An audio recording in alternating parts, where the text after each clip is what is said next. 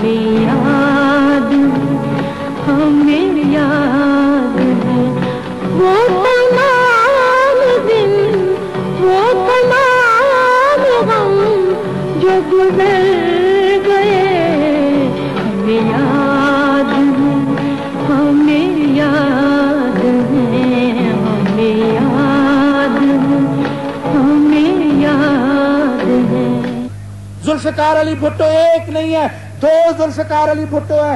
एक जो यहाँ खड़ा है और दूसरे आप, हर एक आप में से। जो आपकी तकलीफ है वो मेरी है, क्योंकि मैंने कहा कि मैं दो हूं, मैं एक नहीं हूं। एक इस जिस्म में, इस खून में, इस बुत में खड़ा हूं, दूसरा आपके रूह में, आपके जिस्म में, आपके बुत में मैं खड़ा हूं।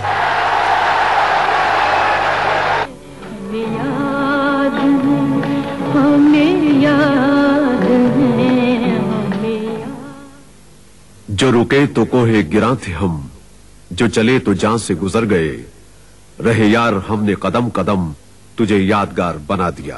I want to tell you that I have come in at a very late hour, at a decisive moment in the history of Pakistan. We are facing the worst crisis in our country's life, a deadly crisis. We have to pick up the pieces, very small pieces, but we will make a new Pakistan, a prosperous and a progressive Pakistan, a Pakistan free of exploitation, the Pakistan envisaged by the Qaid-e-Azam. जनाब जुल्फिकार अली भुट्टो पाकिस्तान की तारीख के मुश्किल तरीन और नाजुक तरीन दौर में आवामी खिदमत के लिए आगे बढ़े। उन्होंने अपनी करिश्माती शख्सियत से शिकस्त के दाग मुंतमिल किए, उस मुर्दा दिलों को नया हौसला बख्शा और कौम को फिर तरक्की की राहों पर गामजन किया। जनाब भुट्टो सही मानों में अवामी रहनुमा थे। वो अवाम के लिए जिए और अवाम ही के लिए कुर्बान हो गए। I make a pledge to you, I make a solemn pledge to you, that I'll serve you with all my heart and soul. I'll serve you even if it kills me. अवाम और भुट्टो एक लाजवाल रिश्ता है। उन्होंने अवामी लिबास और अवामी लहजे में अवाम से बातें की। उन्होंने गरीबों को जबान अता की, उन्हें बोलने का हौसला दिया, गरीबों के दुख को अपना दुख समझा।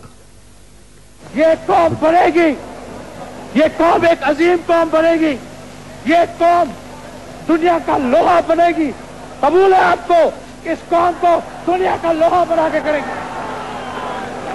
तो खिदमत करोगे, मेहनत करोगे, लड़ोगे, मरोगे और जदोजहद करोगे, ईमान से करोगे, खुदा की कसम करोगे। जुल्फिकार अली भुट्टो पाकिस्तान के आसमान पर, बल्कि तीसरी दुनिया के आसमान पर एक दरख्शिंदा सितारा थे, जिसका अलमिया यह था कि टूट गया।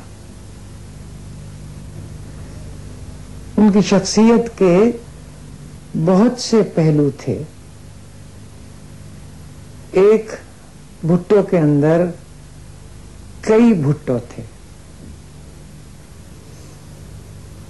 غریبوں کے لیے ان کے دل میں بے حد درد تھا.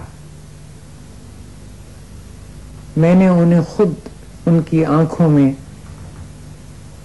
آنسو آتے دیکھے ہیں کہ جب سڑک پر مزدور اپنی ہتھوڑی سے پتھر توڑتا ہوا ہوتا تھا یا مئی کی دھوپ میں کسان اپنی فصل کاٹتے ہوئے ہوتا تھا.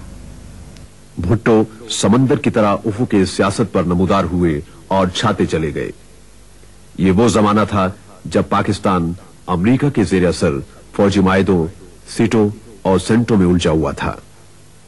جناب بھٹو ابتدائی سے کسی ایک طاقت کا دست نگر ہونے کی بجائے دنیا کے تمام ممالک سے برابری کی بنیاد پر تعلقات کے حامی تھے.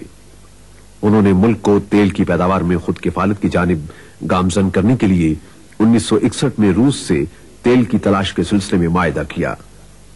روس نے پاکستان کو پہلی بار $30 ملین کا قرض بھی دیا. چین پاکستان کا عظیم ہمسایہ. 1963 میں وزیر خارجہ کی حیثیت سے جناب بھٹو کے چین کے دورے سے صحیح معنوں میں پاک چین دوستی کی بنیاد پڑی. جناب بھٹو اور چینی وزیر خارجہ مارشل چنزی نے سرحدی معاہدے پر دستخط کیے.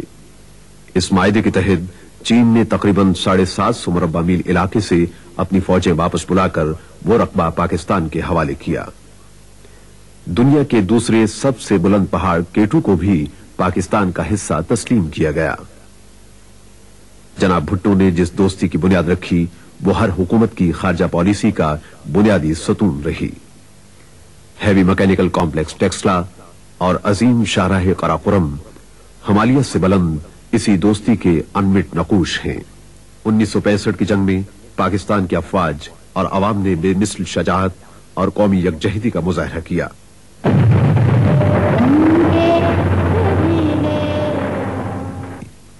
جناب بھٹو بھی اس جنگ کے سالاروں میں سے ایک تھے.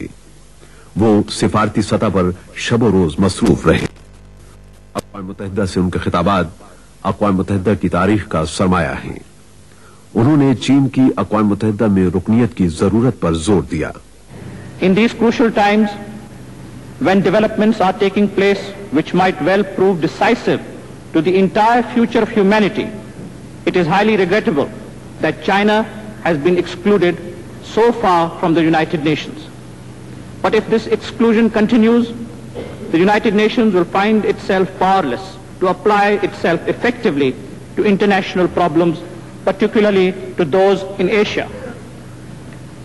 At a time when the need for strengthening the United Nations is advocated, it is ironical that the one logical and most important step in that direction, namely the seating of the representative of the People's Republic of China in this organization, has yet to be taken. جناب بھٹو بھی قائد اعظم رحمۃ اللہ علیہ کی طرح کشمیر کو پاکستان کی شہرک سمجھتے تھے. انہوں نے کشمیر کے مسئلے کو دوبارہ زندہ کیا. جناب بھٹو جارحیت کا شکار